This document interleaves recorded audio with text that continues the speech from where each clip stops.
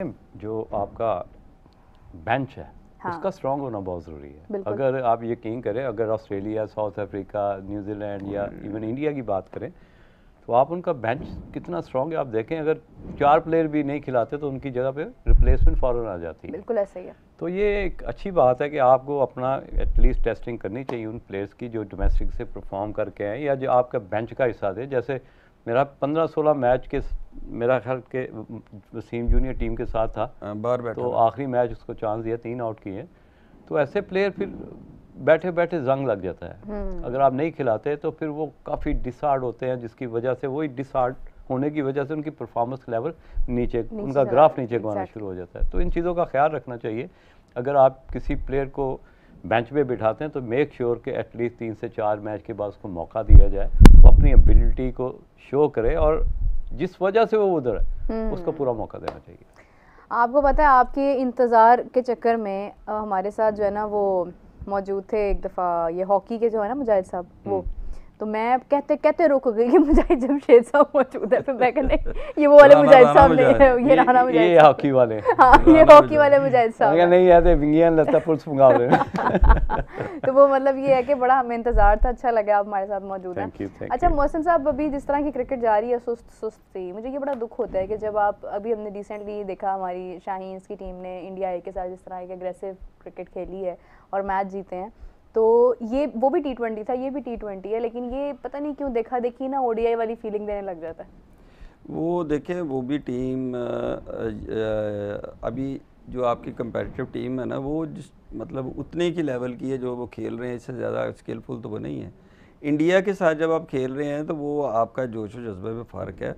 दूसरा, जिस वक्त इंडिया से हम खेले हैं ना जी, उसको रिपीट करने की ज़रूरत है।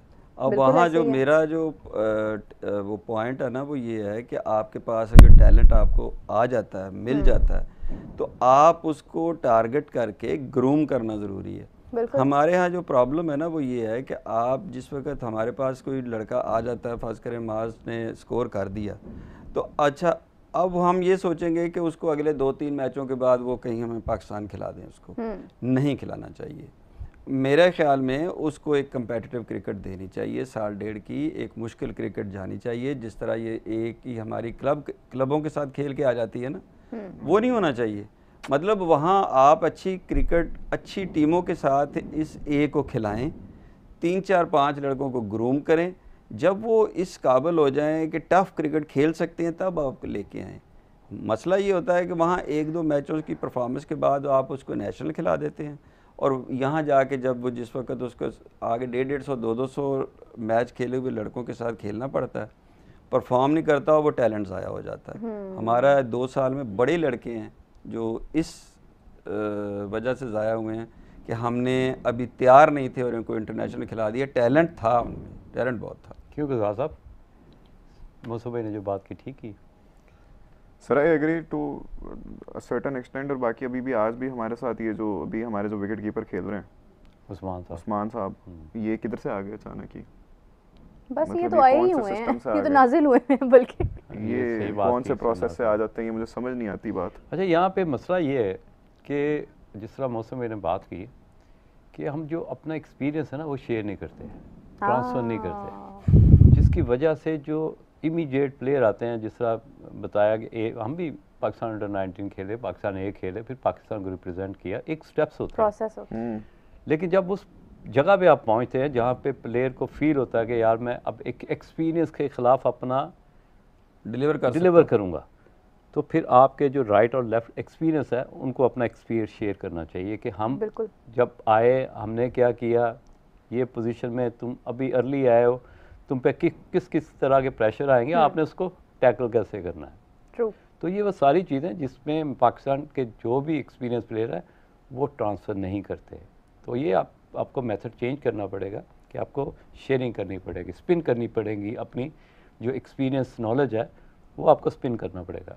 बिल्कुल, ये आपने बहुत बहुत प्यारी बात की है कि अब आप देखें कि मैं किसी भी कंट्री में अगर आप देख लें ना तो उनके क्रिकेटर्स कामयाब हैं क्योंकि एक ना उनको प्रोसेस दे दिया हुआ है, एक डायरेक्शन दे दी हुई है, उस पर चल रहे हैं और उस पर सबकी पीछे से एक बैकअप सपोर्ट उनको होती है कहीं ना कहीं।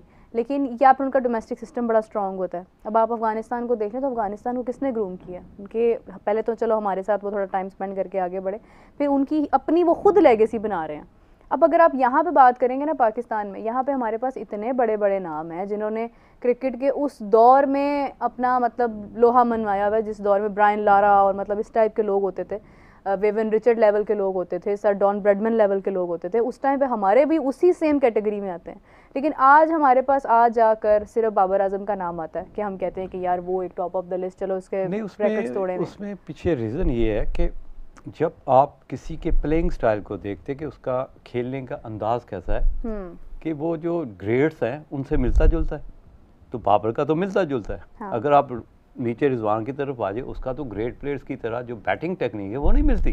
तो इस तरह कई दफ़ा हम उस तरह क्रिटिकल एनालिसिस करते हैं कि यार इनका ग्रेड के साथ अगर कंपैरिजन करें, क्या उसका जो प्लेइंग स्टाइल है उसी तरह का है, यार जब ये क्रीज पे मौजूद होता है अपोजिशन पे कितना प्रेशर होता है, वो सारी चीज़ें हैं जिसकी वजह से हम कहने पे मजबूर हो जाते हैं। एक तो परफॉर्मेंस, आपको पता है कि ग्रेड्स की निशानी क्या होती है? ग्रेड्स की निशानी ये होती है कि एटलीस्ट वो 60 to 70%, यानी कि अगर 10 मैच खेला है तो उसमें 60 to 70% उसकी परफॉर्मेंस का लेवल होना चाहिए। एक सर्टन लेवल है। आपने आप अगर किसी यूनिवर्सिटी कॉलेज में भी एडमिशन लेना है तो अगर उनका क्राइटेरिया है या उनकी पॉलिसी है कि आपको 60% लेने ज़रूरी है, तो इसका मतलब है फिर ही आप उस यूनिवर्सिटी कॉलेज में जाओगे ना।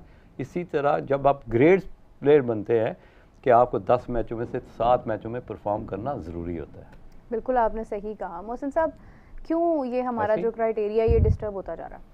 डिस्टर्ब इसलिए होता जा रहा है कि पहले तो नीचे जो हमारा सेटअप है ना, वहाँ पे कम्पेटिटिव क्रिकेट ख़त्म हो गई है। आप ये देखिए कि जो हमारा डोमेस्टिक में क्रिकेट खेल रहा होता है, अभी आप देख लें ये मोहम्मद आरज़ टोटल इंटरनेशनल में फेलियर है, यहाँ आके 100 कर रहा है। इसी तरह ये आप खुशदिल शाह इंटरनेशनल में बिल्कुल फारिग है, यहाँ आके 150 कर रहा है। पहला छक्का भी आ गया, साइन को पड़ गया। हाँ, अगली विकेट है। हाँ जी, ठीक है, इसको कर सकता है। आपको पता ना जो आप कहती हैं उल्टा होता है। नहीं, अब कभी कभी शुरू में सच्चा होता है, आखिरी 10 ओवर्स के बाद जाके फिर वो ठीक हो गया, स्टार्ट हो जाती है। और उसमें जो सबसे जो ज़रूरी चीज़ है ना, वो ये है कि हम अपने डोमेस्टिक को पहले कम्पेटिटिव कर लें। वहाँ जो क्रिकेट का लेवल है ना, वो इतना अच्छा नहीं है, और वहाँ पे जो परफॉर्मेंसेज हैं वो ट्रांसलेट नहीं हो रही इंटरनेशनल में। वो वहाँ जाके फिर बहुत सारा फ़र्क है। हाँ। फिर दूसरा ये फ़र्क है कि आपके पास वो सिस्टम मौजूद नहीं है कि आपके पास अगर रॉ टैलेंट कहीं आ गया ना, तो उसकी ग्रूमिंग का कोई अच्छा सिस्टम नहीं है। हमारे पास कोई ऐसा डेटा मौजूद नहीं है कि आपके वो उस डेटे से आप ये ले लें कि आप पिछले 2 साल में कितने प्लेयर्स आए हैं जिन्होंने बहुत बहुत अच्छी इनिंग्स बड़ी बड़ी अच्छी जगह पे खेली, बॉलिंग की, और वो आपको इस वक्त कहीं भी नज़र नहीं आ रहे। और इतना पुअर सिस्टम है कि आपको फैसल अकरम को आप लेते हैं, ये एक एग्जांपल दे रहा हूँ कि जी आप उसको पाकिस्तान खिलाना, पाकिस्तान के कैंप में मौजूद है। जब उसको वहाँ से रिलीज़ किया गया तो डोमेस्टिक में किसी क्रिकेट को नहीं खेला, वो किसी ने नहीं खिलाया उसको।